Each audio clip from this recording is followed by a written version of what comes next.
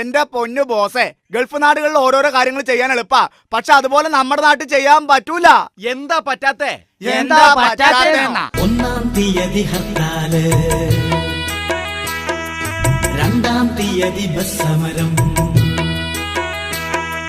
3-ാം തീയതി 4-ാം തീയതി റാലി.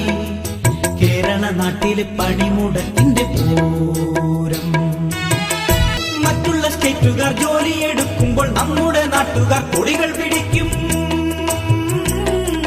മറ്റുള്ള നാട്ടുകാർ വിത്തു വിതയ്ക്കുമ്പോൾ നമ്മുടെ ആളുകൾ വെട്ടിനിരത്തും.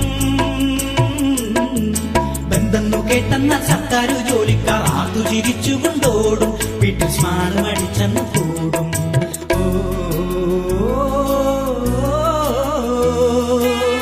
മറുനാട്ടിൽ പിള്ളേര് പാഠം പഠിക്കുമ്പോൾ മലനാട്ടിൽ പിള്ളേര് സമരം പഠിക്കും.